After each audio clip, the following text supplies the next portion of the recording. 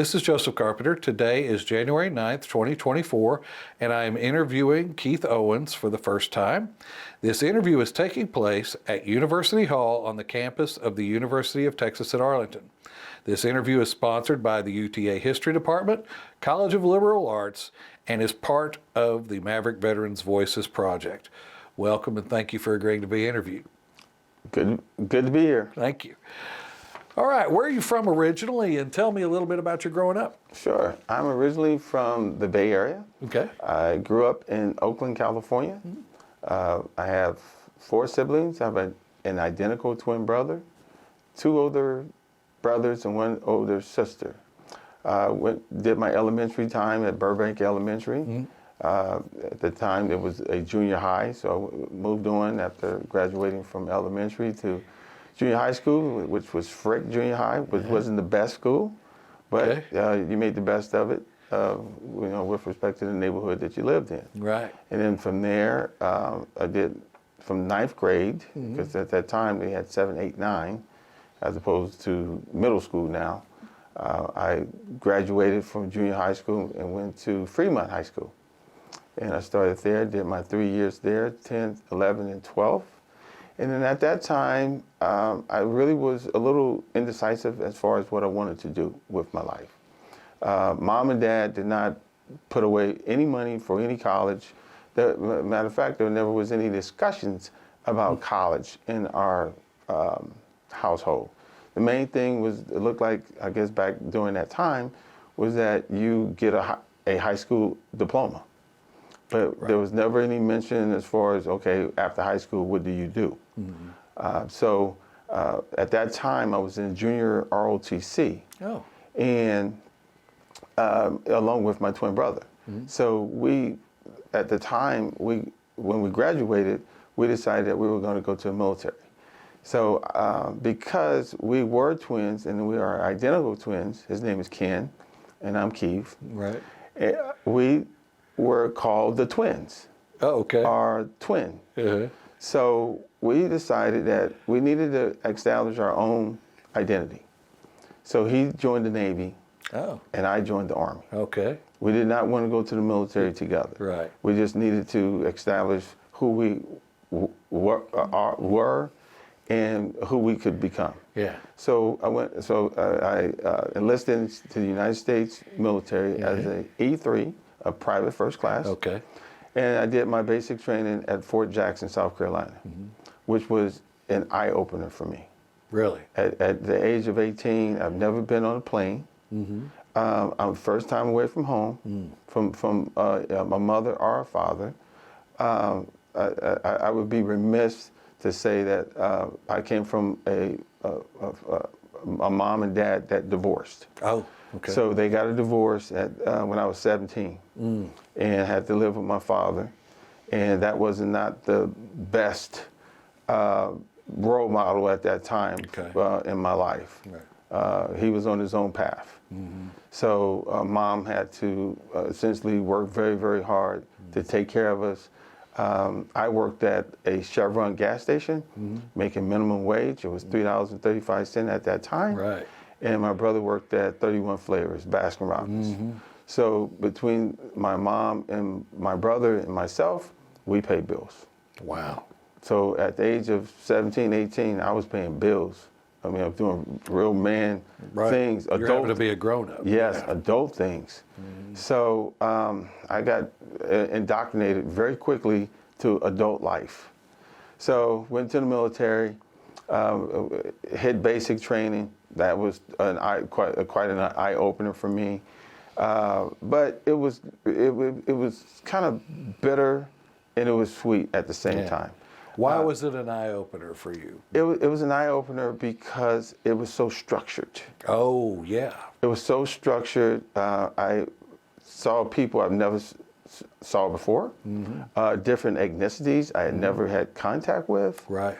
A lot of orders, go do this, do that, don't do this, don't do that. I was petrified, I'm gonna be honest with you. The first day, you go to the induction center or the reception center, and you get your clothes, your boots, as they call it, the BDUs, battle dress uniform. And so you're there for about a week, and everything is cozy and nice, and people are nice to you. And then these cattle cars came with these drill sergeants, with these brown round hats. The Smokey Bear hat. Yes, and they were not nice. Right. And I mean, you went from the Comfort Inn to the military. Right. So wow. I remember. Yeah. So you get on those. So they essentially tell everyone to get on the cattle car. You get on the cattle car. I'd never been on a cattle car. Never even knew what a cattle car was. I don't think I know what a cattle car is now. It's for cows. Seriously? Yes. That's what they put you on? Yes, but they construct it with seats within the car. Yes. I had no idea. So, and then they have a truck that pulls the trailer. You didn't get a bus? No bus. No, you got on a cattle car.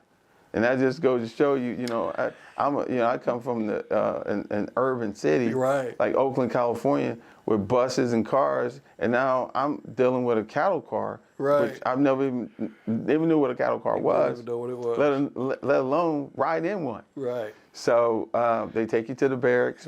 We got off. Where was basic training?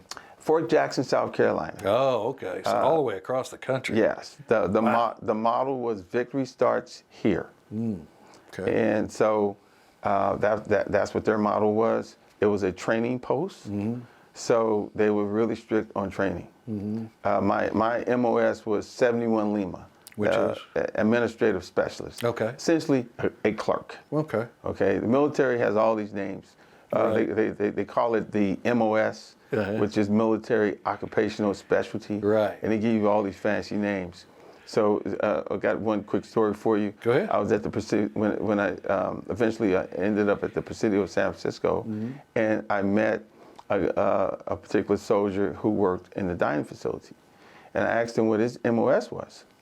And he said he was a dietary technician. I said, so you're a cook? You're right. You're a cook. Right.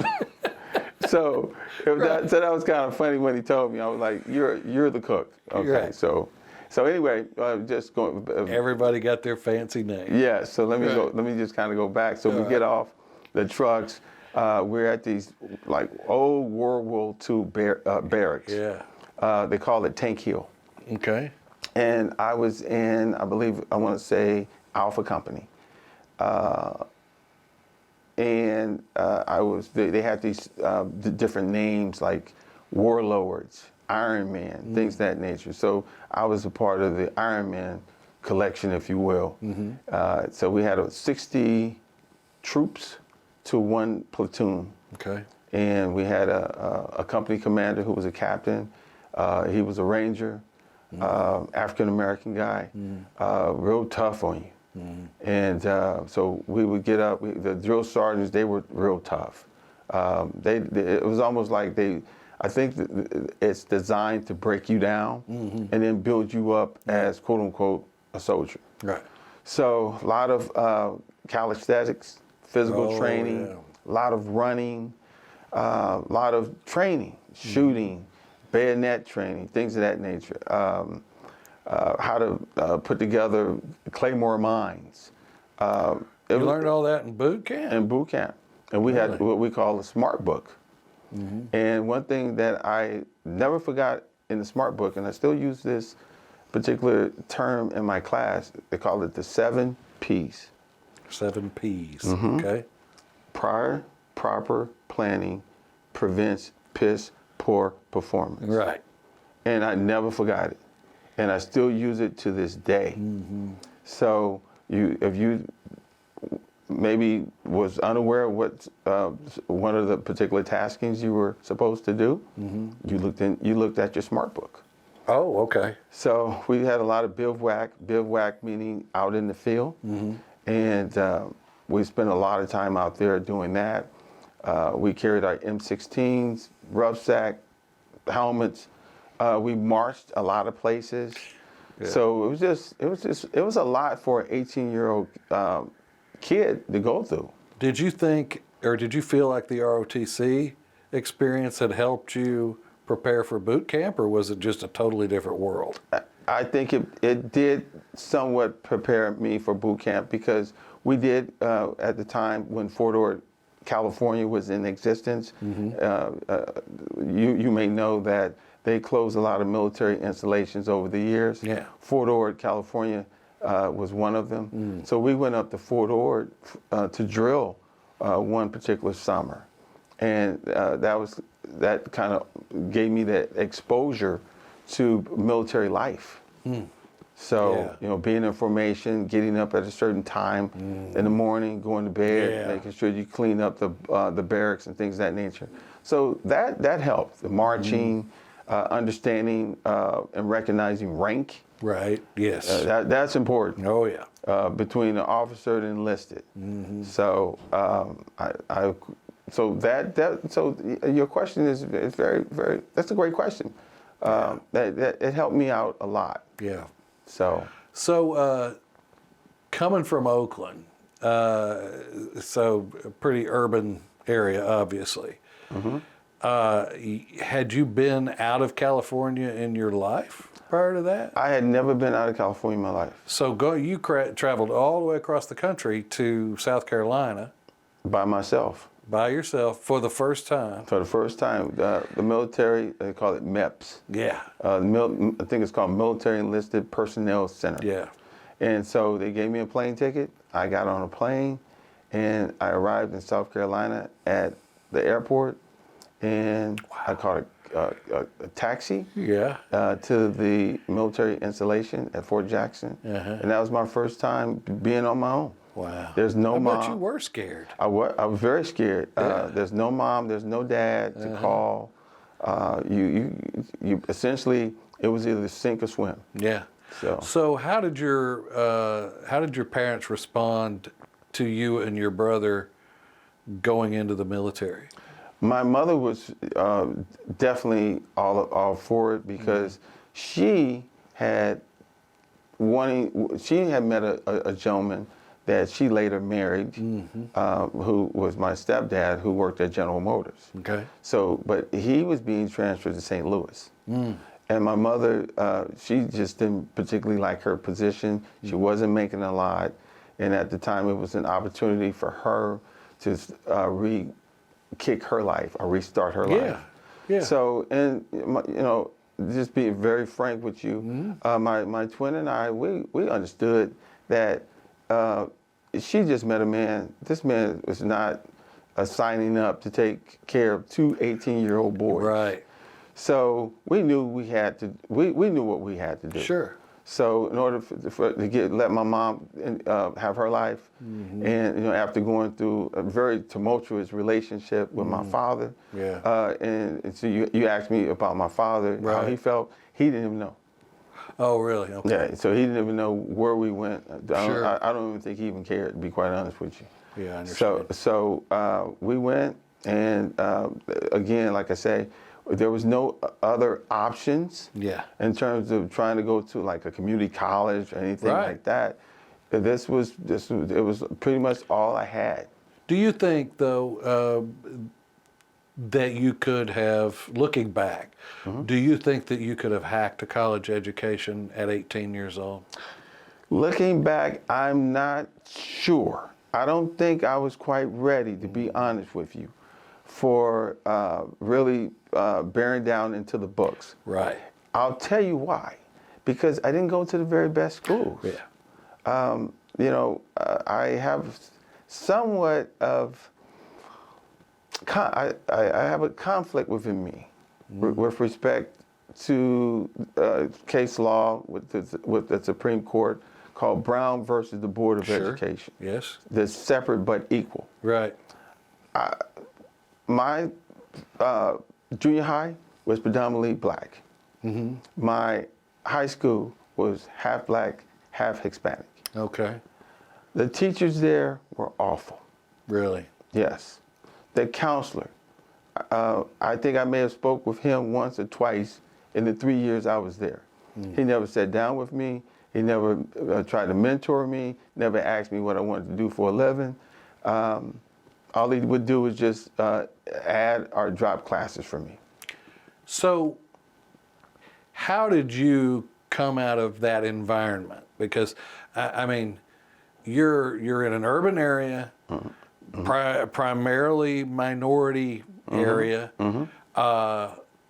Lots of kids are falling off the grid, getting into gangs They're or on whatever, drugs, they're killing people, they're Right. raping people. How did you stay out of that?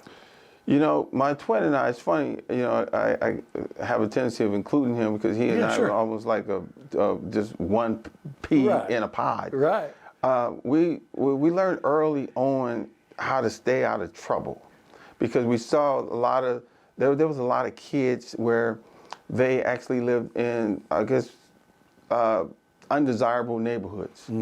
And so their parents would, knew people, and they would use zip codes and allow these bad actors to come to the schools that that I was attending. Right. And they would just corrupt and taint the school.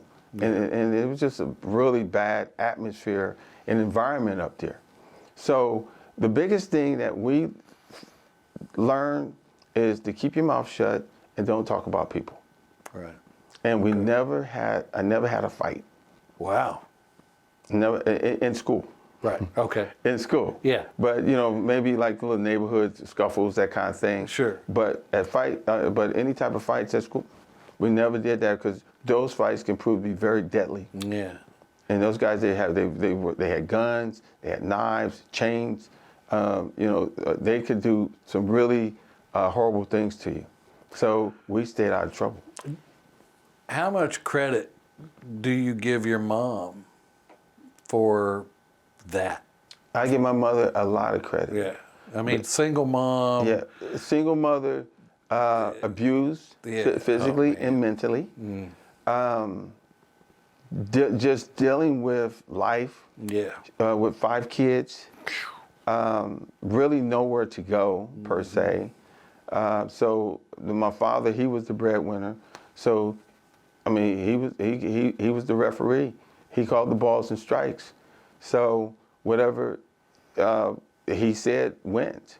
Right. And he was a big man, 6'4", 240 pounds, very muscular man, but very violent. Oh, really? Yes. And I think this is something that actually occurred. Something occurred in his childhood where made him this way. I believe he and his mother, as far as my understanding, they had a very tumultuous relationship. Every time she would come in town, and we would go visit with her, he and she would always get into it, and she would be crying, and he would be upset. Yeah. So then we left. Right. So anyway, so back to, I'm sorry, I got you off track a little bit, but back to boot camp. When did you find out what your MOS was going to be? Did you find out before boot camp or after boot camp? I found out before boot camp. Oh, okay. What I was going to do. Okay. So I actually did my basic training at Fort Jackson, South Carolina, Right. along with my advanced individual training. They call it AIT. Okay. So there I learned how to type. I was a typist. Yeah. So that How did was. they decide on that position for you? I have no idea. It was something that was given to me, Right. and offered to me, and I Right. took it. Right, And so okay. I didn't even know how to type. Right. So they were like, "We'll teach you how to type." So every day after boot camp, when I got into AIT, we would go into the classroom, and all we would do is type all day. Wow. And they would give you these different typing assignments, and you type, and you had to type a certain a time or certain amount of words on each assignment, and you were I timed. see. So you had a minimum words per minute? Yes, or well, whatever. you had to type. You had so many words per minute, and they would, and then the clock would go off and you stop. So, unfortunately, I passed. And then, so after that, I was shipped off to South Korea. Wow. At the age of 18. Right. So again, so I'm already. So we're talking from the time that you entered boot camp till the time that you left to go to South Korea. I was 18. All that time you were 18 I was years 18 old. years of age. Yes. And you're going to a foreign country. I'm going to a foreign country. Never been out this country in my life. Don't even know what to expect. Again, growing up very quickly, growing up without having the comfort of going to a mom and dad to try to obtain assistance and them helping me figure it out. Right. I'm just trying to figure it out on my own, which is it's rough, but it can be done. So how was Korea? Korea was I thought it was fun. I met some really good people who had come from different bases. It's what they call a permanent party. Right. So a lot of these folks came from different forts, and they had different backgrounds, different ethnicities. And I was stationed, initially I came in at 2nd Infantry Division. Okay. They call it Camp Casey. That's where the main camp is. And then they call it the Turtle Forum, and because you're hardback, because you're just getting in the country. So from there, they shuttled me over to what we call Division Artillery. Okay. They call it DIVARTY. And so I was doing some typing over there for a major, and I guess they needed someone over at another camp, which was Camp Pelham. And Camp Pelham is 6 miles from the DMZ, from the military right zone. And that's where it was a field artillery unit. They had a lot of what they call 13 Bravos. So they were cannoneers. Okay. So they had these 198 howitzers. And so when I thought about cannons, I'm going back, thinking back like the Civil War with the regular cannons and things of that nature. I'm not understanding that these cannons are very modern. They're electric technology, the whole nine. Yeah. So I was there, and we had a lieutenant colonel at that time who was trying to make full bird colonel. So we spent a lot of time in the field. Oh. So, and he didn't care what you were. If you were a clerk, if you were a cannoneer, or whatever the case may be. Or a cook. Yeah, or a cook, absolutely. You were a soldier first. You're right. Okay? We brought typewriters, we brought mail, and everything out there. I was assigned to what they call PAC, which is Personnel Action Center. Okay. So we would go out there, and we would continue on with what we would do. And we would just do it out in the field. Right. And so you still had to pull guard duty. You still had to participate in the exercises and things of that nature. We would move at night in these big trucks where they had the nets and the butterfly poles. Right. So the trucks can back in and go out. And sometimes we had to do that in you couldn't see anything in front of you.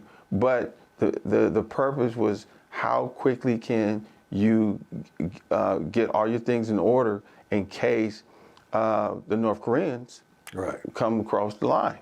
So, and then... Because y'all are a speed bump for the North Koreans. Absolutely.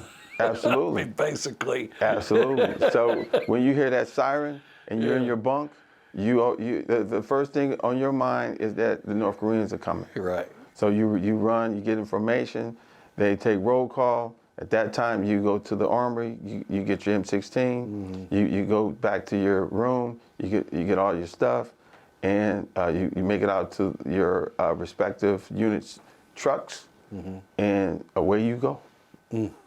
Yeah. So how long were you in the Army altogether? I was in the Army 3 years. Okay. So from 1984 to 1987. So your duty in Korea lasted how long?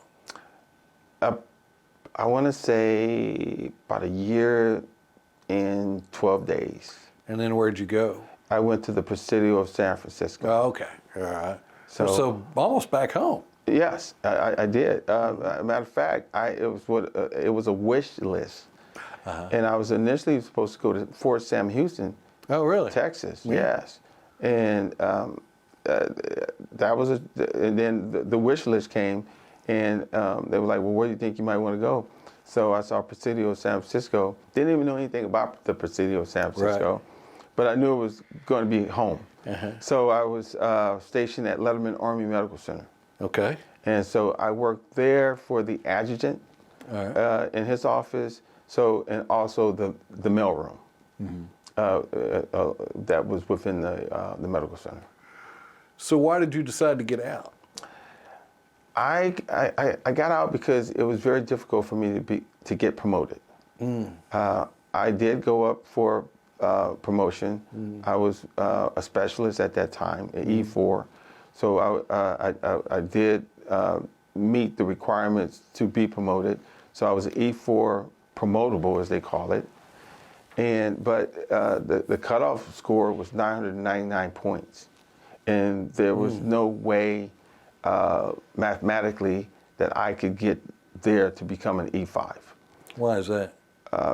Because the cutoff, because I didn't have any college at that time. Okay. You would have to take corresponding courses, and they were only like maybe 2 points here, 3 points there. I see. I mean, it would have taken a long time. Yes, to become an yeah. E5. It would be years before I became an E5. Wow. Okay. So I decided. I said, it's been a lot of screaming and hollering. I'm kind of tired of Uncle Sam dictating my life, Right. what I'm gonna be and what I'm not gonna be. And I decided, you know what? It's risk versus reward. I'm gonna get out the military, and I'm gonna promote myself. Right. So when I got out, I what they call ETS, which is in the tour of service. I got out and I was processed out at the Oakland Army base. And I got my last paycheck. My last paycheck was $657. Wow. That's all I had to my name. Really? That's So all I had. You were rich then. Yeah, that's what you want to call it. That's all I had. And so, but prior to getting out, I was able to obtain a part-time job at United Parcel Service. Okay. I was for loading and unloading, and also was a preloader for for what we call the bread trucks. Yeah. For the brown trucks. So that was a part-time job. And then I was able to get a part-time job at the Presidio of San Francisco as a clerk typist. Oh. So you figure two halves make a whole. Sure. So I was able to sustain myself there. And at the time, my mother had leased her house out. So she wanted the house back. So I had to evict those folks from the house because they were causing some issues with the house. So I actually went to her divorce attorney, and he's the one who actually told me how to do the eviction. So I went and typed up the paperwork, got the forms, did the eviction, and got into the house. Right. And then at that time, my older brother, he was working for UPS too. So he came in to help me pay bills. So not your twin. my oldest brother. Oh, your oldest brother. Okay, and then I'm my sorry. twin was getting out, and then we were able to get him a job at the VA. He's still at the VA. Oh, really? Yes, he's the one of the directors for human resources in the San Francisco office. Wow. So, so the three of us, we pay bills. Right. So, Right. and I enrolled in a community college, and I just I tried to take courses as best I could, and it wasn't until I was working for the Internal Revenue Service as a lead clerk, but unbeknownst to me, I didn't understand that when I was working for the IRS, that I was working for the law enforcement component of it. Is that right? So this is a kind of a segue on how I actually got into law enforcement. Right. So I saw these agents walking around with their guns and badges and plain clothes and all of this, and I'm like, these guys just look really happy. Right. Because they were making some good money. Yeah. And they had take-home cars and all of this, Wow. but the only thing that prohibited me or inhibited me from that Yes. was a college degree. Right. So I met a gentleman by the name of Philip Newsom. He was a branch chief at that time. Okay. And a African-American gentleman. And he's kind of, I don't know what, he just took me by his wings. Yeah. And he started mentoring me and telling me how I needed to better myself, how I needed to be more presentable.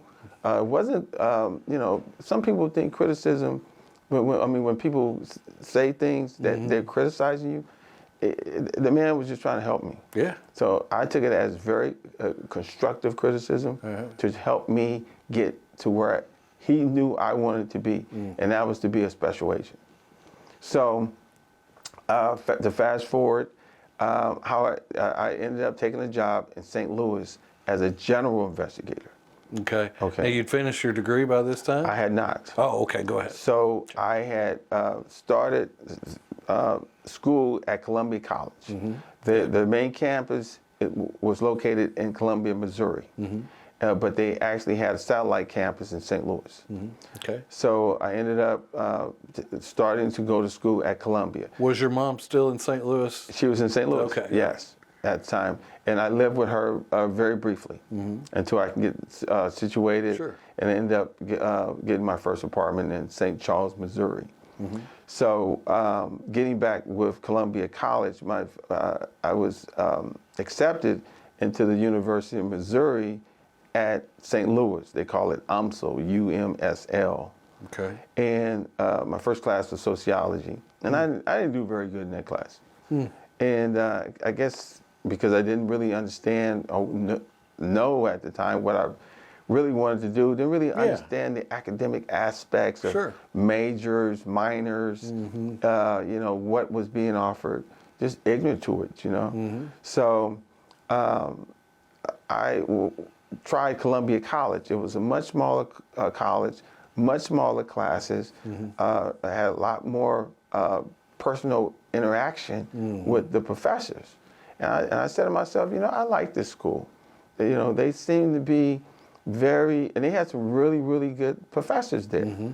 So I stuck it out, and I ended up graduating with my BS in business administration, and I graduated cum laude. Wow.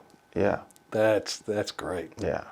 So I was determined because when I was working at the IRS, every time they would have positions. At the time, a college degree wasn't required, but it was preferred. Right.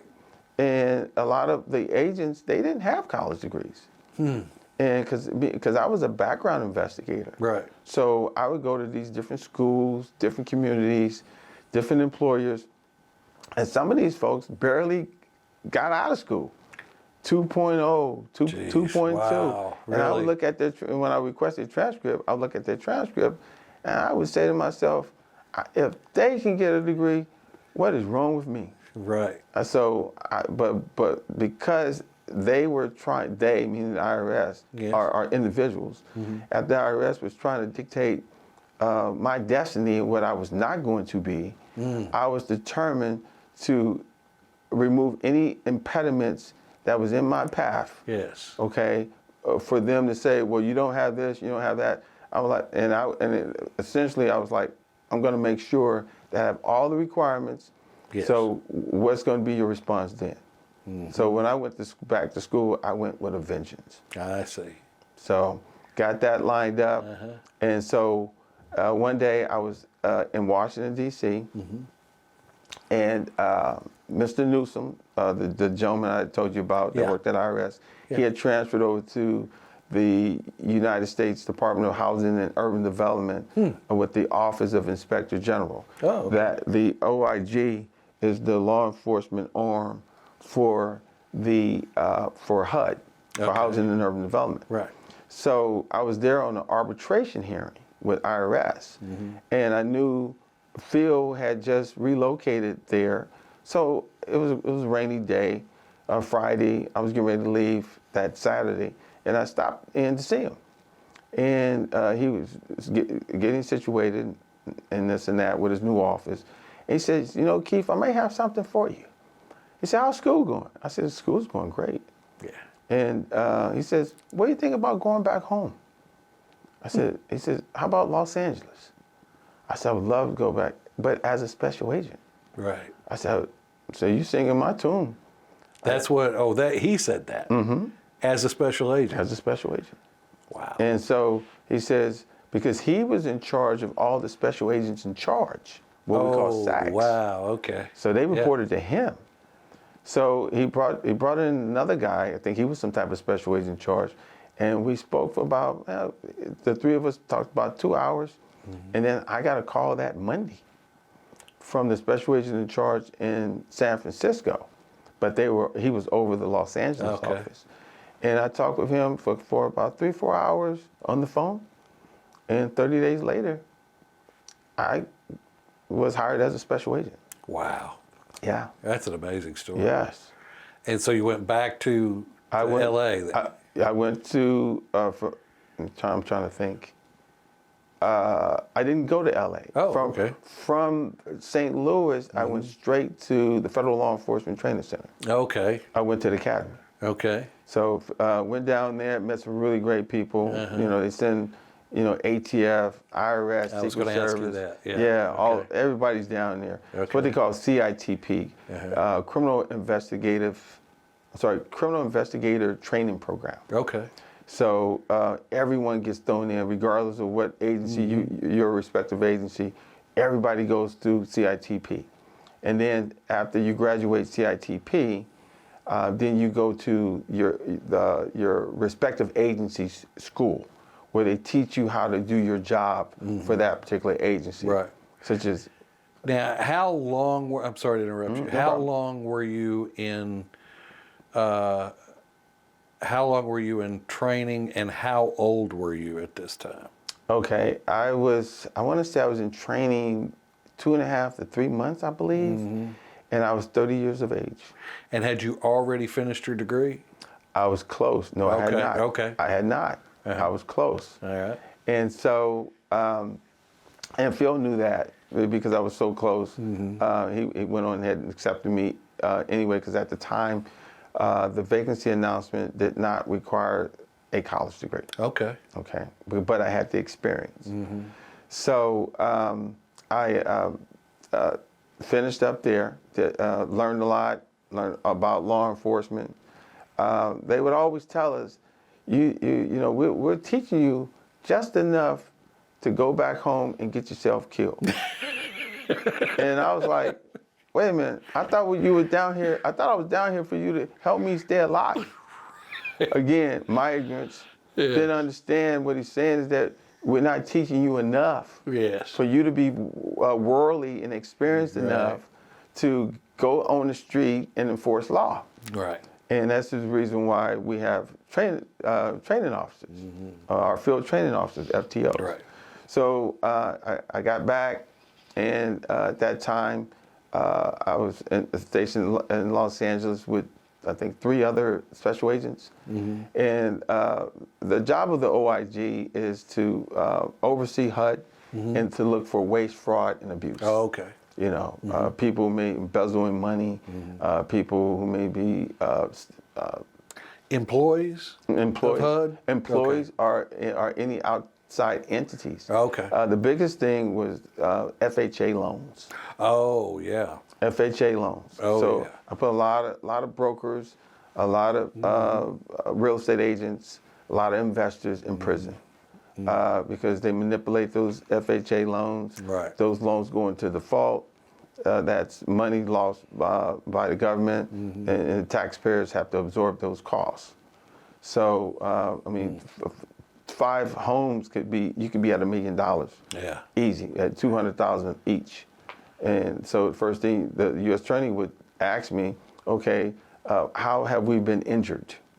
Okay. And I would tell them, well, we just lost $1 million based on, for instance, Joseph's criminal acts. And so I would conduct that investigation and essentially determine how that money, how the scheme came about Oh, and okay. how you made the money. So just different law enforcement techniques that I would use. And I just continue to go to training. So these weren't people who were accidentally making mistakes and, oh, I was just trying to help somebody out or whatever. These were people who were intentionally Absolutely. defrauding the government. Yes, and essentially what they would do, a lot of these properties were dilapidated properties Sure. where they owned these properties, and they would go to an unwittingly buyer, and they would let's say most of it was with Hispanics, and they would say where they couldn't buy a home or didn't have the money to buy Yes. a home. So they would essentially dupe them, con them, if you will, and say, hey, listen, I can help you get into that house, okay? Right.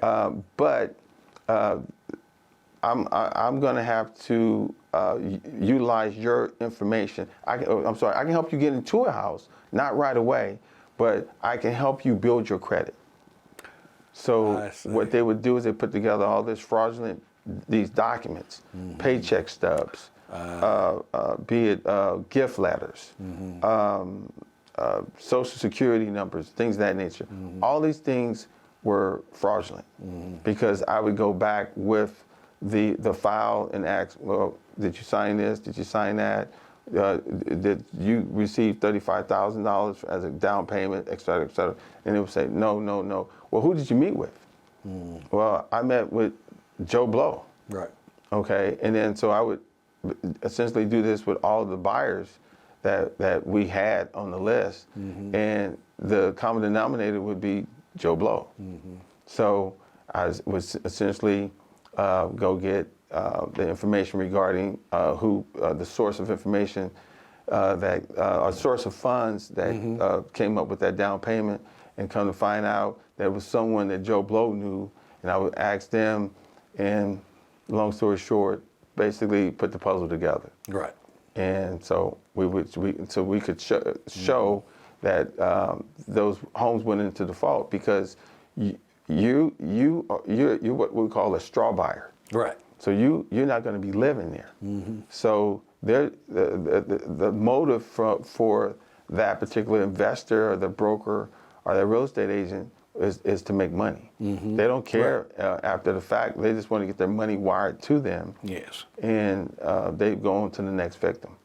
So how long did you do that job? I did that job for, for approximately 6 years. Okay. And quite as kept, the first year I came on, which was in '97, I was the special agent of the year. Oh, wow. Yes. Man. Yeah. Prior to that, when I worked at IRS, IRS was, I did not like that company.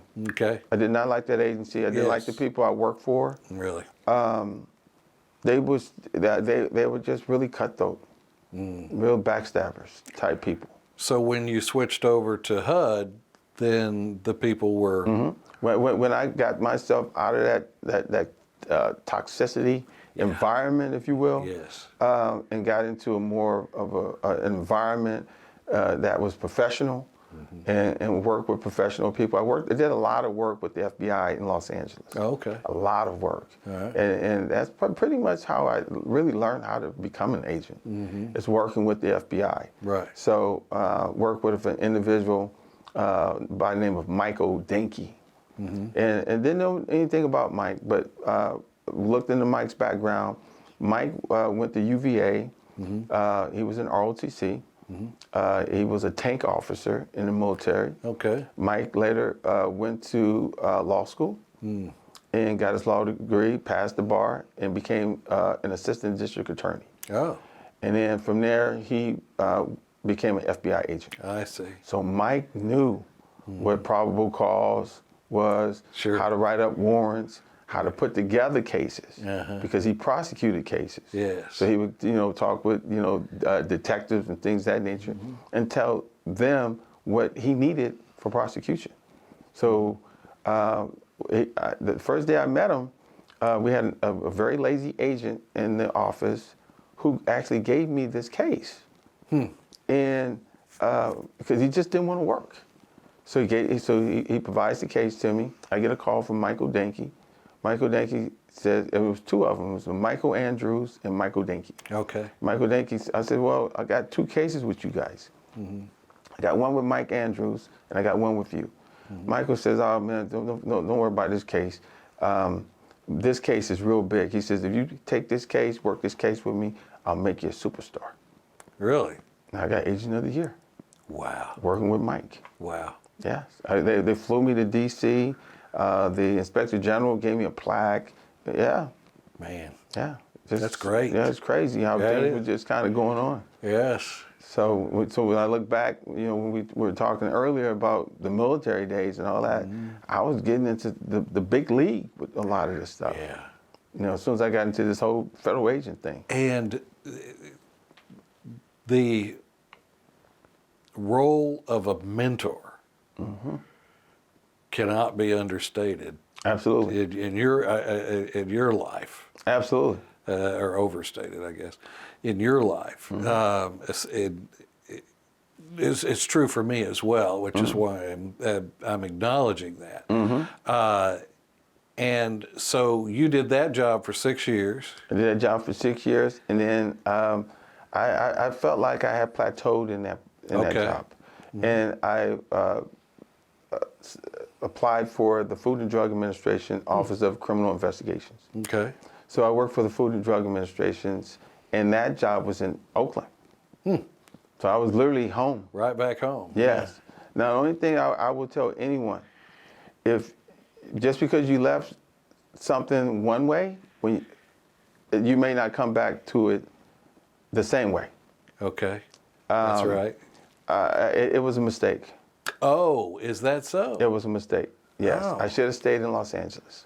Why was it a mistake? Because when I went over to the FDA, their cases were pretty much misdemeanors. Oh. They were very difficult cases to prove.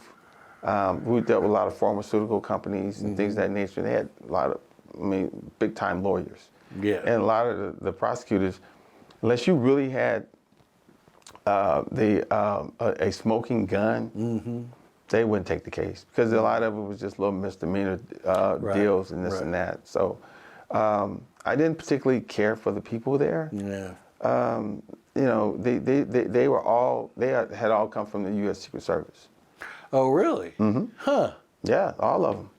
So Wonder why that is. the FDA they're real big on hiring their U.S. Secret Service people. I think their leadership came from U.S. Secret Service. So you coming from a different government agency.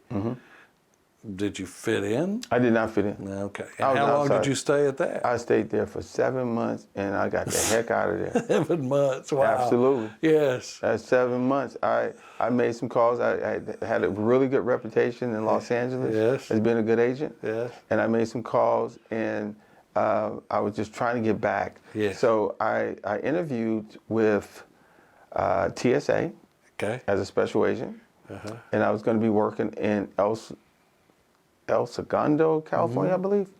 And then these were only one position vacancy announcements, so I had to compete. Right. So I got that offer. Wow. I also applied with the U.S. Department of Agriculture, USDA, and that was in Diamond Bar, California. They only had one vacancy. I got that job. And also, I applied at the VA Medical Center with their Office of Inspector General. Okay. But they were paying relocation expenses. Oh, wow. And I was going to be able to come back as a 13, the grade that I had left from HUD. Oh, really? So you took a demotion to go to FDA? I did. I did. Okay. Yeah. So the guy, so the special agent in charge at that time, he says, hey, I'll promote you back to your 13, and I will pay your relocation expenses. Wow. So I took that job. Yeah. Got to that place. It looked like barracks. Really? Yes, I mean, What? it was in Los Angeles. Okay, so the VA in Los Angeles. Yes, Okay. VA in Los Angeles. Oh my God! And Yeah. you're not actually at the medical center. You're on a different site. It's on the VA grounds, but the building that they had for us, or the office building, it was horrible. Really? It was horrible, and the work was work that I wasn't used to doing. One of the guys, when I kept asking him, "What do you all do? What do you do?" He said, well, "We do general crimes." I'm like, "Okay, what does general crimes mean? I mean, talk to me." Right. And so basically, they do a lot of benefit fraud. Oh. So I see. what may be perceived as benefit fraud. So basically, I'm running around here looking at these people ages anywhere from 68 and above because for whatever reason, the spouse did not notify the government that their partner had deceased. I see. And so they were still getting their benefits. Yes. Okay. And these people actually needed those benefits Right. to live. These are older, elderly people. Yeah. So, at the end of the day, if you really kind of think about it, it's like you really are entitled to it. Right. And so they had to pay that money back. They didn't have, by the time we caught up, the VA had a very antiquated system where by the time we found out about it, it was $80, $90, $130, $150,000 where checks had been mailed. And the people have been using the money to live off of. Right. So the bottom line is take it to the U.S. attorney. And I had a really good relationship with one of the chiefs over there, a guy by the name of Lawrence Milton. And I never forget what he told me. He says, "Keith, I'm not interested in prosecuting older people." He says, "Bring me somebody that's under 55. Right. That's what he told me. Right. Other than that, don't bring this to me. Okay. So I went back, told the boss, said, "Look, man, this is not going to work. The only thing you can do is so we would set them up with payment arrangements. People would say, well, I can pay $50 a month on a $130,000 loan. Right. I mean, a $130,000 case. Right. So that's all they can pay. That's all they can pay. And that's so, it. So I was miserable. Yeah. Miserable. And so I forgot I had put in for customs. Huh. For U.S. Customs. Okay. It was because it took such a long time, but I forgot about them. And because I put in for them when I was with the FDA. Okay. And so, but I was waiting on the background to clear. So I was, where was I? Oh, I was staying temporarily with my daughter's mother.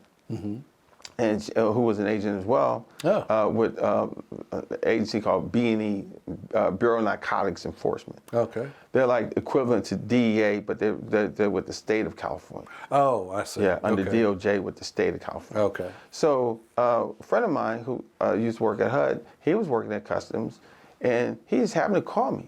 He said, "Man, where are you at?" I said, I'm here in Los Angeles." Right. He said, I'm "Man," at the VA. yeah, he said, "Man, yeah, exactly." He said, "Man, Steve Woody been looking for you, man. He's ready to give you a job."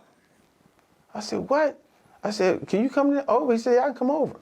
And he came over, we talked, and it gave me the number of Steve Woody. I called Steve Woody. Steve Woody said, "Are you still interested in this assignment?" I said, "Yes, sir." He said, "Can you come see me tomorrow?" "Yes, sir." So I came there, and at that time, I got a call from personnel with Customs officially offered me the job. I took it. Word travels very fast. By the time I got back to the VA, they had already knew that I had took that job. Wow. Yeah. And is so, fast. yeah, he was a little upset, to say the least. And how long had you been? 2 months. So, God, gosh. thank you. Yes. Excuse me. Man. Wow. Yeah, I got out of there, man. 2 months. Got my grade back. Got relocated. So were you were still a GS-13 when you went to Customs? I actually, at the time, Customs you had to take a downgrade to a 12. Okay. But you didn't lose any money. Oh. So I was over at Customs for a while, and I was working with our commercial smuggling unit. And at the time, the way Customs is designed, or at least at that time, just because you were a special agent with another agency, you had to go through their school. Oh. They call it CBIS, Okay. which is Customs Basic Enforcement School. Okay. So I was basically trying to get Back to training. Yeah, back to training so I can get my gun and my badge. So I went down to CBIS, and I have to tell you, Joseph, that probably was the best time I ever was down there. Really? I met some really great agents. Really? Some really good people. So how long did you stay with Customs? I stayed with Customs the whole time. So the whole rest of until your career change, yeah. until big career change, which we'll come to in a minute, I guess. Well, let me just say this. Yeah, please go ahead. What people don't understand is that we were absorbed Okay. by the Department of Homeland Security. Right. So under with respect to the 9/11 attacks, they decided, powers to be, which, kind of keep my opinion to myself on that, but might have not been the most well thought out idea is to take Customs from the Treasury Department Right. and take INS from Department of Justice. And the Coast Guard from the Defense Department. Yes. U.S. Customs Service was known as a premier federal law enforcement agency. We were like tier one. Right. We were on top. So when they merged us with immigration, it was a different dynamic. I think that's a palatable way of putting it. Right. It was just a different dynamic, and the way we integrated was they would have to take 2 weeks of customs law, and we took. They took 3 weeks of customs law. We took 2 weeks of INS law, and so they would basically have we had 2 weeks of training, and they gave us the answers. They give us the answers to questions. So So just basically checking a box. It was Right. a procedural thing. Right. That's right. So and INS, I thought customs law was difficult. INS law, people in INS. That's why we have so many these problems now with immigration, because whoever wrote the immigration laws, it's so complicated and so convoluted. You don't even understand it. Right. Even the INS people who was legacy INS, and that's what we would call ourselves. Right. You have legacy customs, legacy INS. They didn't even understand it. They hated doing the work. And so they merged this, and again, how we merged was basically we're going to send some customs agents over to INS offices. We're going to take some of the INS folks and send them over to customs offices. It's like busing. Yes, absolutely. Yeah, that's desegregation. Yes. Okay. Yes. So they desegregated the departments, put us together, and they came up with. They were trying to come up with a name for us, and the first name the public doesn't know this, but it was going to be the Bureau of Investigations and Criminal Enforcement. BICE. Okay. And then they dropped the bureau part. Oh, I see. Okay. And then they said, okay, you're going to be investigations and criminal enforcement. Okay. Well, there's another 3-letter agency that has investigation in their moniker. Yes. And that's the FBI. Right. FBI said, hell no. We don't want you. We don't want to get people. We don't want to have people confused Right. with your agency and our people. Right. So you can't use that. And it was a big fight about it. And bottom line is, they're the FBI. Right. So we lost. Yeah. So because they was trying to issue the badges.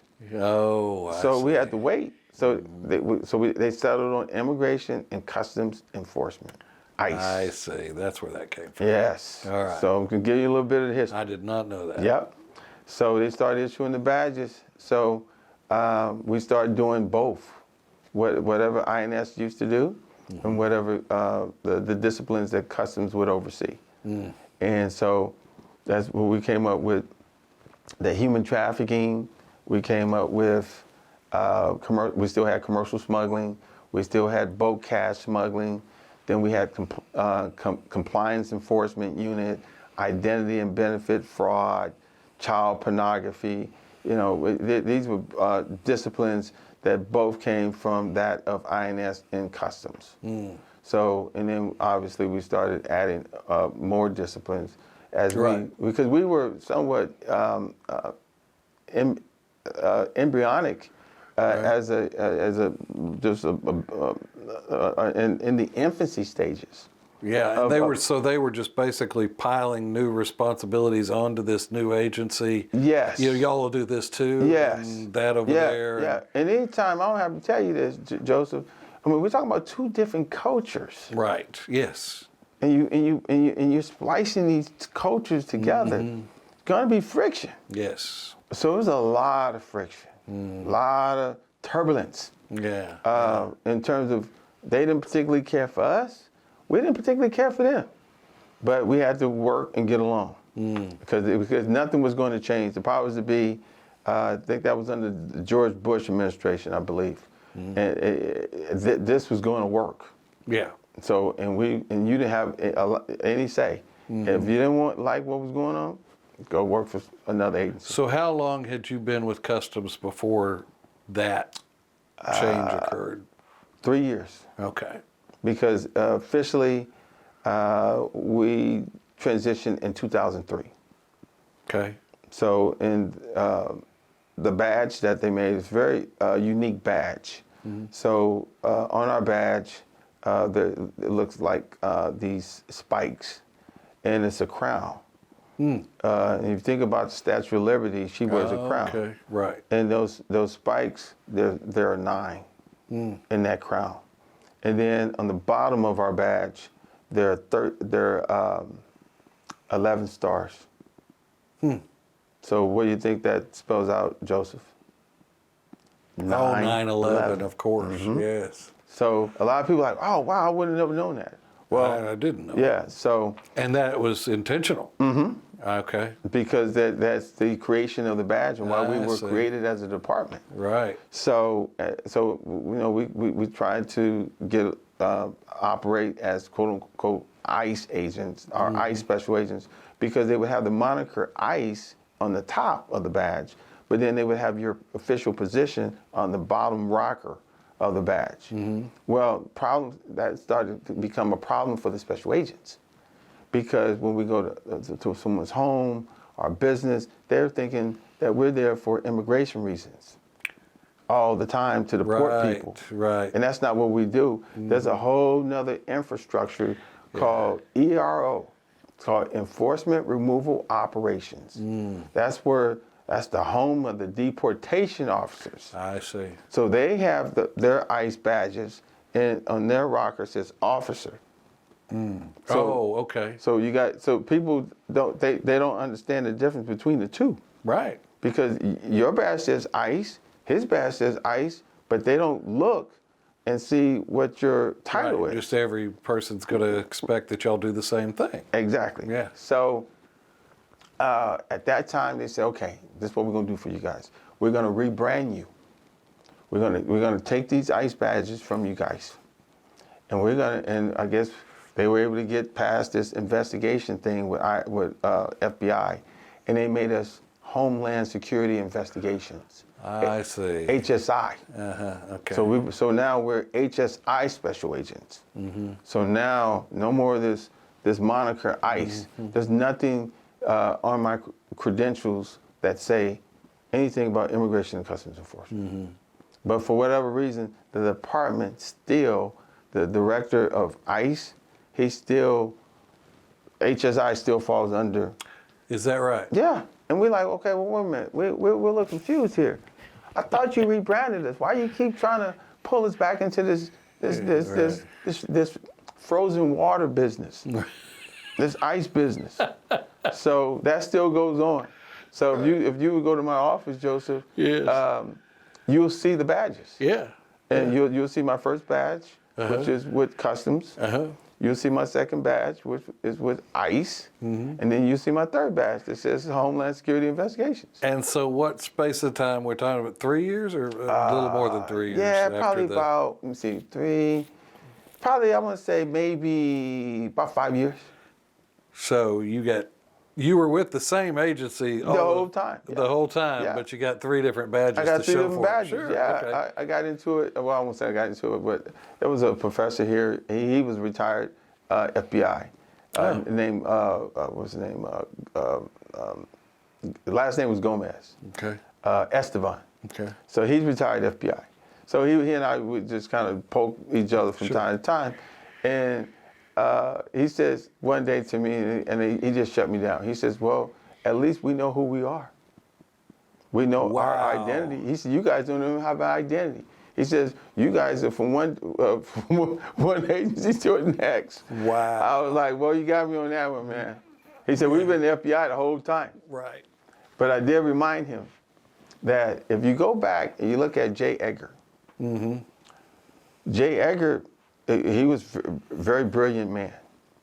J. Edgar knew how to go to Congress and get authority. If he wanted authority for kidnapping, just like the Right. What was the I forgot that baby that was kidnapped. But if he wanted kidnapping laws, Lindbergh. yeah, the Lindbergh baby, he had got into it with state police and this and that because they were stepping on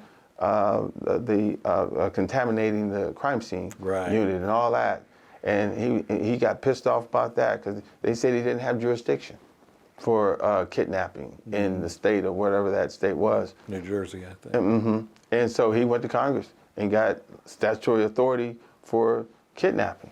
If it's a bank robbery, statutory authority for bank robbery. You know, and other things that they have statutory terrorism. Okay, so that's why they have these joint terrorism task forces. Right. All that is FBI led. Is that right? Yes.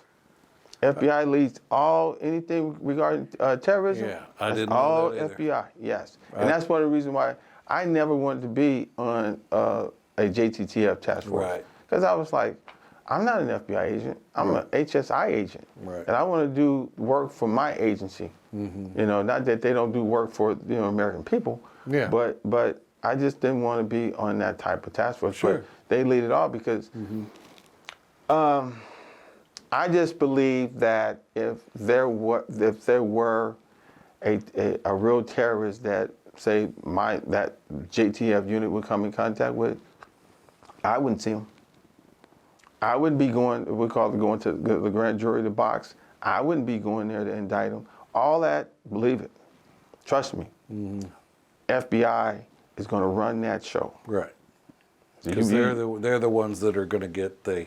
That's it. You can take that get the laurels. That's for right. All that. They do very good with their public relations, and you can take that. That's a deposit that I guarantee you can make. Yes.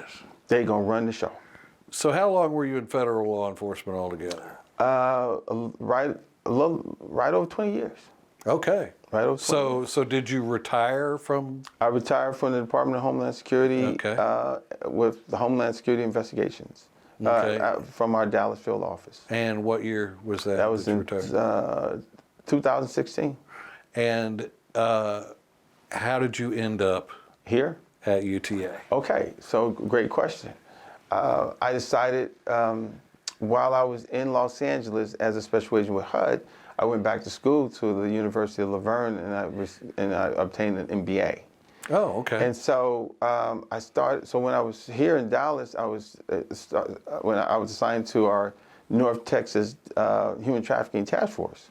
So I started teaching local and state law enforcement human trafficking investigations and making them, giving them exposure and making them aware of victims and how to approach a victim, what type of things to look for, in a human trafficking investigation, because it's a different type of investigation, because you're dealing with people. Yes. You know, your victim is your traumatized yes, people too. yes, absolutely. Yeah. Your victim is your crime scene. Right. Oh.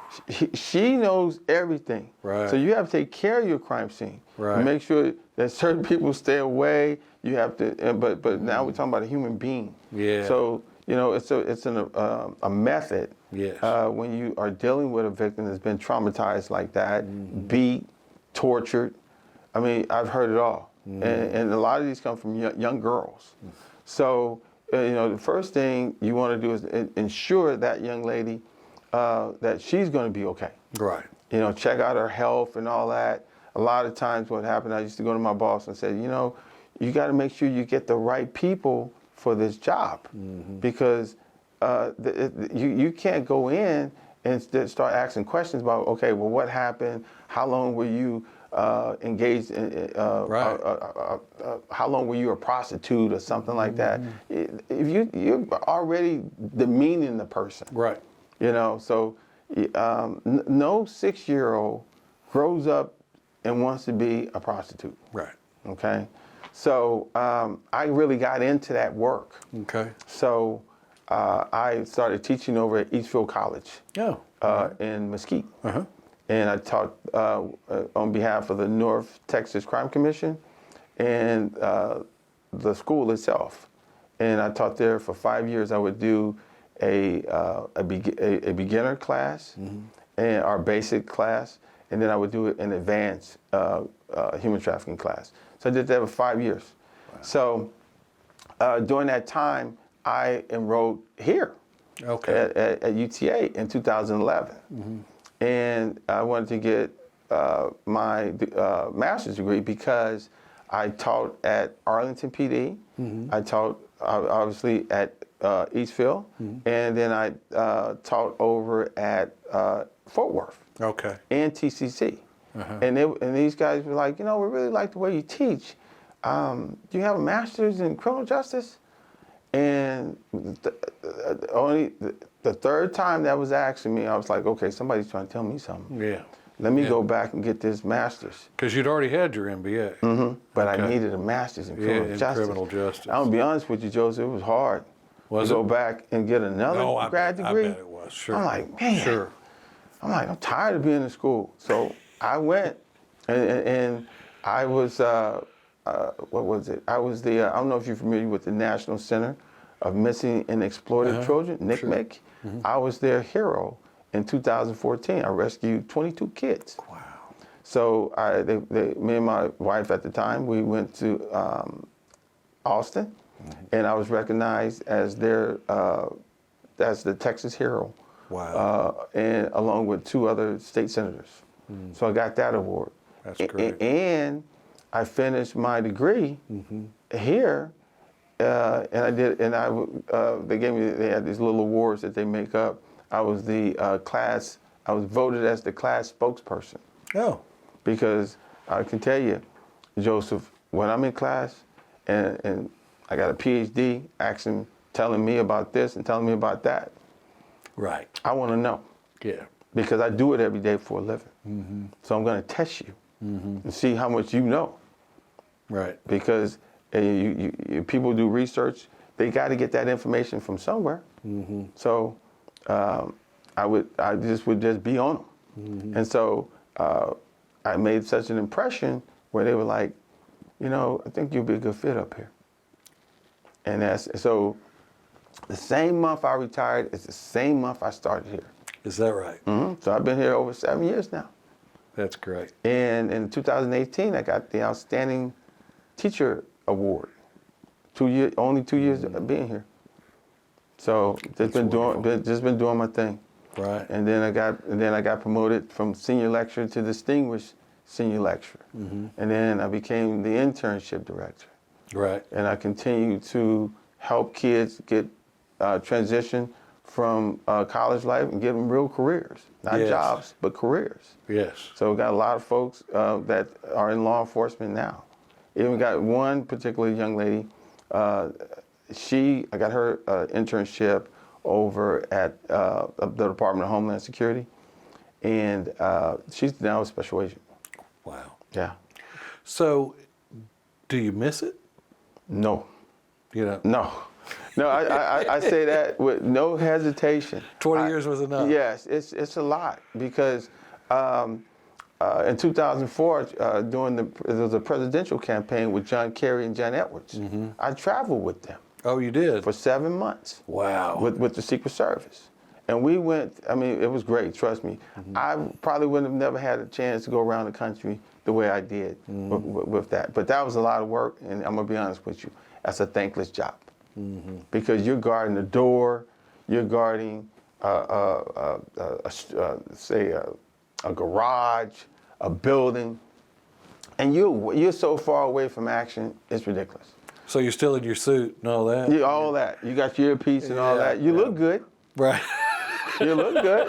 You know, you look really, really good. Right. But Very impressive. yes. Guarding the garage. Yeah. So we did that. Our moving cone. So the motorcade to come through. My job was to move the cone.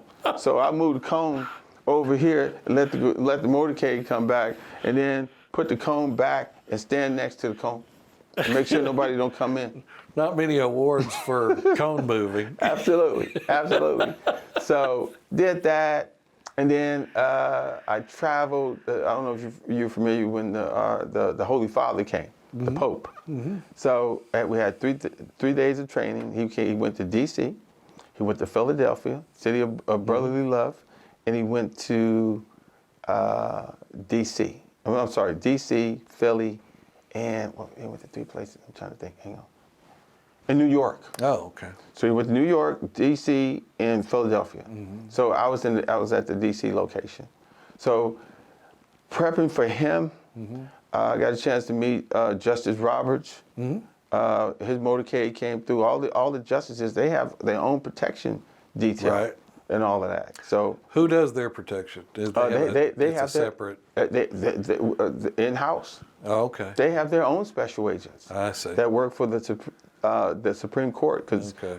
I exchanged a challenge coin with one of the guys, and so yeah, they got their own protection. So after 20 years of law enforcement and being retired, and then kind of landing almost accidentally, I guess, into the position that you're in right now. Where do you see yourself going From here, Because you're a mover. So where do you see yourself going from here? What do you see yourself doing? A PhD in the offing? Do you think? I would say no. Okay. I'll be 58 this month. I don't want to be a student anymore. Right. I would say after this, I probably will do some individual training. Oh, okay. Some contract work. Maybe teaching human trafficking courses to local and state officers. Remember, I promised you a difficult question, so this is going to be it. Okay, I'm ready for it. I'm sure you are. What is the most frustrating experience that you have had as a law enforcement agent, aside from the just the job things that we discussed? Maybe from a justice standpoint, what is the most frustrating experience that you had? Actually, Joseph, that really was a really easy question. Leadership. Leadership. Really? Why? What about? The leadership, they're the administrators. They're not the field office. They're not the field agents. So their job is to provide resources, services, tools in order for me to be successful. Right. At times, that did not come. The U.S. Attorney's Office, prosecutors. Yes. Okay. Certain prosecutors, lazy. Okay. I have a legitimate case here regarding a victim that we need to go and lock this person up. This person is a menace to society. They're out here operating with impunity, and we need to go get them. I don't have enough time. Not enough hours in the day. Ignored phone calls. So what do you want me to go back and tell the victim? Right. So if anything, that would probably be the number one thing that would be a thorn in my side, is where I'm trying to do my job and you're impeding or hampering me from serving the American people. Do you see any solution to that problem?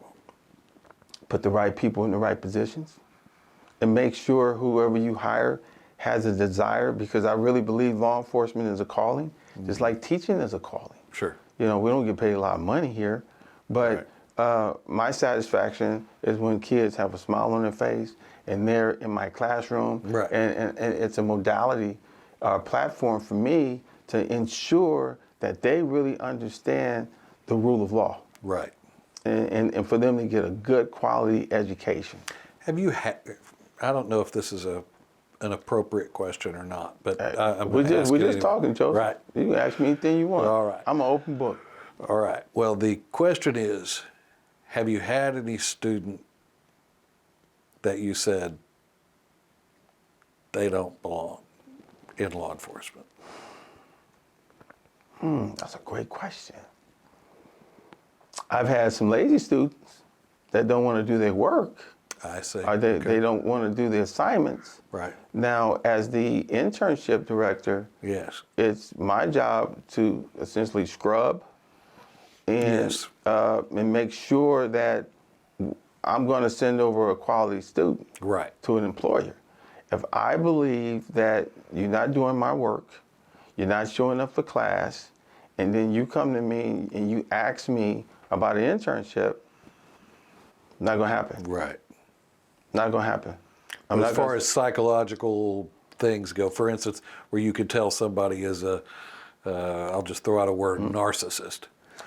And you go, that guy, or I haven't really had any, maybe one. But this is before I became the internship director, and I'm glad I met him at that time. That I wasn't the internship I director, see. because he may have very well wanted to do an internship. Right. So, but for the most part, I would tell you, we have some really good quality kids here. right. Our students. I've never But had. that is a big problem. Or I say a big problem. I don't want to paint law enforcement with a broad brush, but that is the most conspicuous problem, or those people are the most conspicuous people in law enforcement, creating problems Yes. for the vast majority of people who are out there doing their job. Absolutely, and that's what I say, and it comes from the leadership. How would you handle that as a professor, as a distinguished lecturer? You see somebody. Do you have any idea how you would handle that? Would you push them through the system, or would you say? I would try to sit down and talk to them, and really try to get to know these people, Yeah. and at least give them an opportunity. Okay. At least give them an opportunity Sure. to try to get to know them before I rendered that type of decision. Right. Because That's a hard decision. It is. Yeah. So I really have to sit down and find out what you all about. Right. You know, sometimes, you can look at a book, and within that book might be something else. Right. Everybody has a story. You could be misinterpreting again. Absolutely. Everybody got a story. So That's you right. never know what this person may have gone through that may have put them in that position, or where they act the way they act. Well, you've taken us full circle pretty much, because everybody's got a story, which is why I do what I do. Absolutely. So You got an interesting story too. I thank you, and I think it's pretty amazing, and God Absolutely. is good. I'll just put it that way. Likewise. Yes, and so is there anything that we haven't discussed that you feel like needs to be brought Oh up? my God, Joseph! I think you've basically emptied out my whole life. I've given. I don't have any more to give to you. You got it all. You are an empty vessel. Yeah. When it comes to yeah. interviews. I mean, you talk about putting a plug in the wall. You download it. Well, I really appreciate the time that you spent doing this. We've spent Absolutely. quite a bit of time, Absolutely. and you have a wonderful story. And Thank you. first of all, thank you for your service both to Thank you. the country and to the people who have had such tragedies occur in their life. Oh, Those are yeah. the people that need people like you. Well, thank you. I appreciate that. So thank you very much. And we'll just call it an end right here. Okay. Thanks a lot. All right. You're welcome.